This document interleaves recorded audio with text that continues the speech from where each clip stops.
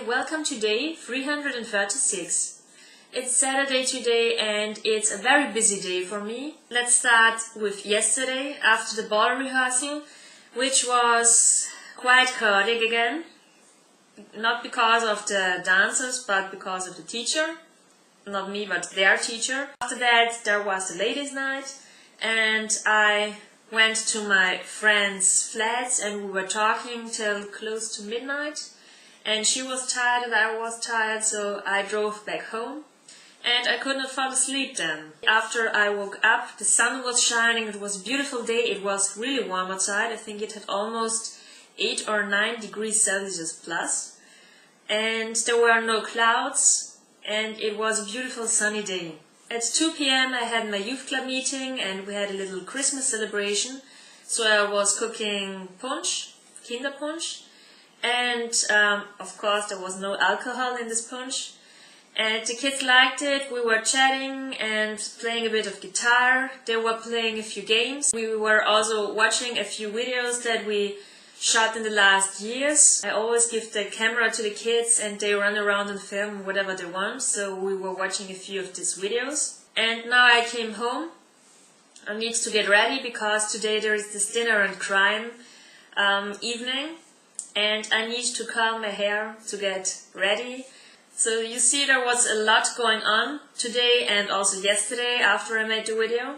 Thankfully tomorrow there won't be so much to do and I finally can relax a bit, wrap up the last presents and we are going to get the tree inside so that I can decorate it on Monday. Well, that was the 21st of December and today's Christmas treat will be again a little Christmas related story. The Elves and the Shoemaker. A Christmas story by the Brothers Grimm. There once was a shoemaker who worked very hard and was very honest, but still he could not earn enough to live upon. And at last all he had in this world was gone, save just leather enough to make one pair of shoes. Then he cut his leather out, all ready to make up the next day, meaning to rise early in the morning to his work. His conscience was clear and his heart light amidst all his troubles. So he went peaceably to bed, left all his cares to heaven, and soon fell asleep. In the morning, after he had said his prayers, he sat himself down to his work. When, to his great wonder, there stood the shoes already made upon the table. The good man knew not what to say or think at such an odd thing happening. He looked at the workmanship. There was not one false stitch in the whole job. All was so neat and true that it was quite a masterpiece. The same day a customer came in, and the shoes suited him so well that he willingly paid a price higher than usual for them. And the poor shoemaker, with the money, bought leather enough to make 2 pairs more. In the evening he cut out the work and went to bed early, that he might get up and begin betimes next day. But he was saved all the trouble, for when he got up in the morning, the work was done ready to his hand. Soon in came buyers who paid him handsomely for his goods, so that he bought leather enough for 4 pair more. He cut out the work again overnight and found it done in the morning, as before. And so it went on for some time.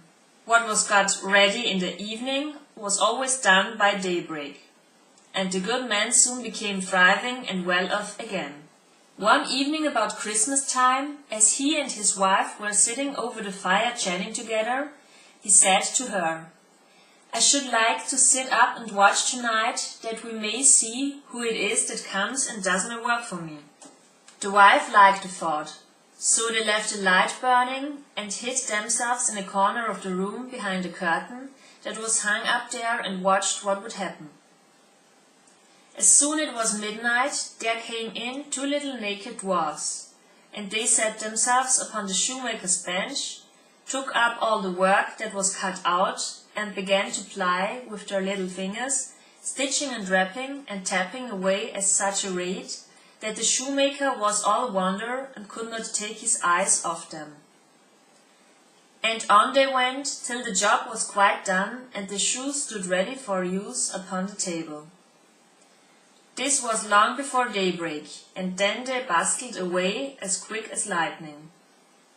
The next day the wife said to the shoemaker, "These little whites have made us rich, and we ought to be thankful to them, and do them a good turn if we can.